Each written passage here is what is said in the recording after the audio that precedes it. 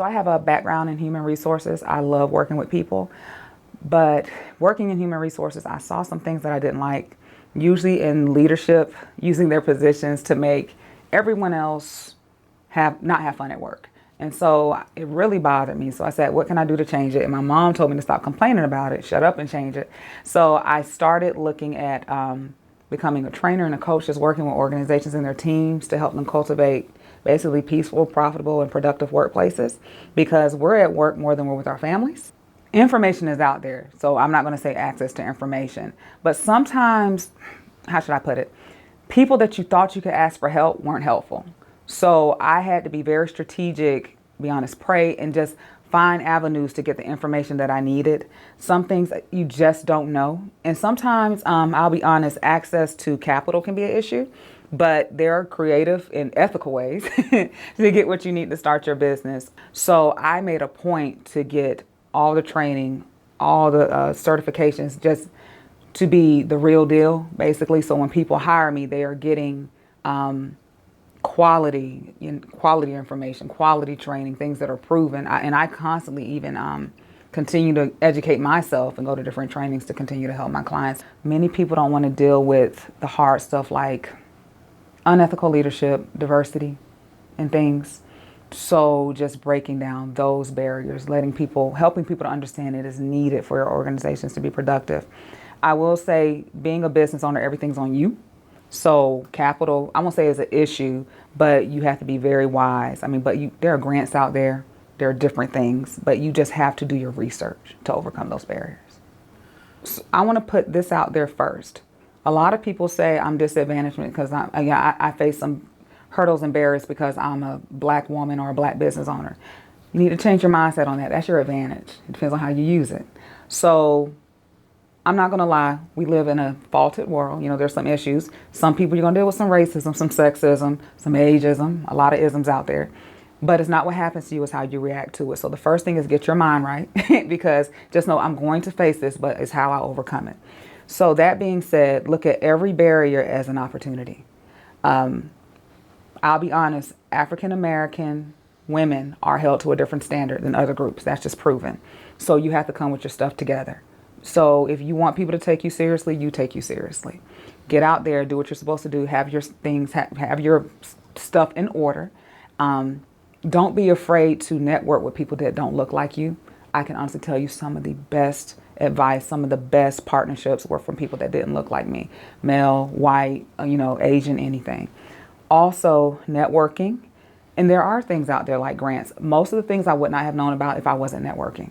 So there are organizations out there. A lot of people don't know we have a black chamber right here in Augusta, the Greater Augusta Black Chamber. The Augusta Metro Chamber, the Columbia County Chamber, the North Augusta Chamber, they're wonderful. But there are resources like the Greater Augusta Black Chamber. My biggest pet peeve is people being mistreated. That is my push. So anytime I see people not being treated right, their livelihoods being challenged, that's why I was put here on earth, to help people be better. It's not right to not treat people right.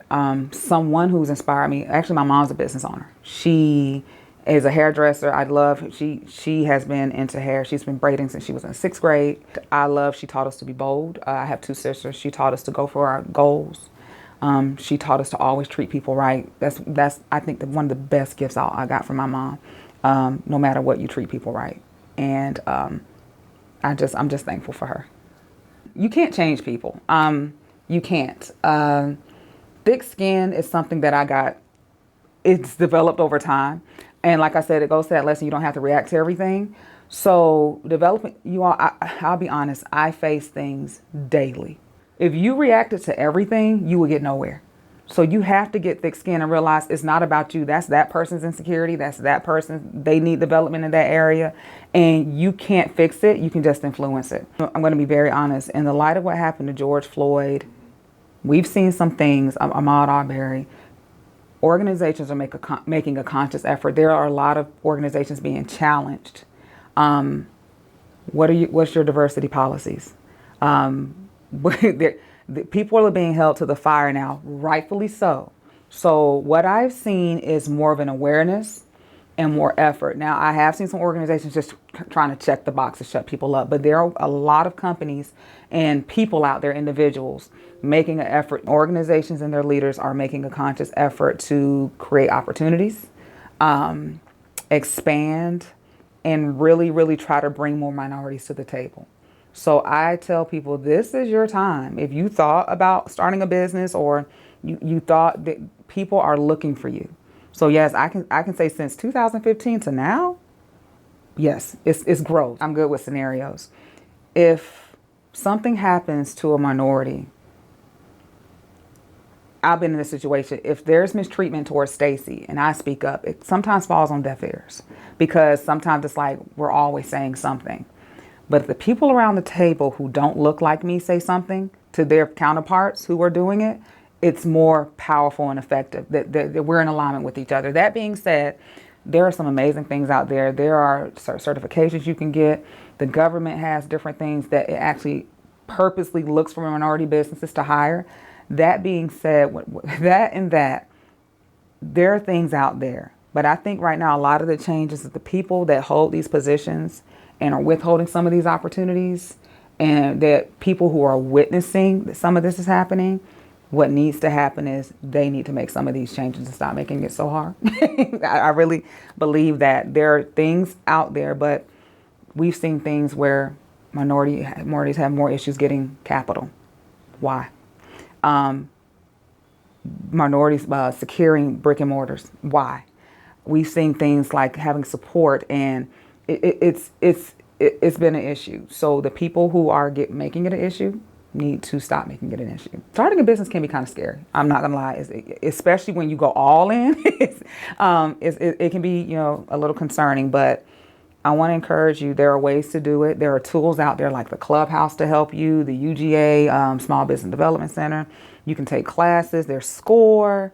Go online. There are different grants out there you can follow. Oh my God, I think one's called Luminary, Fearless Fund.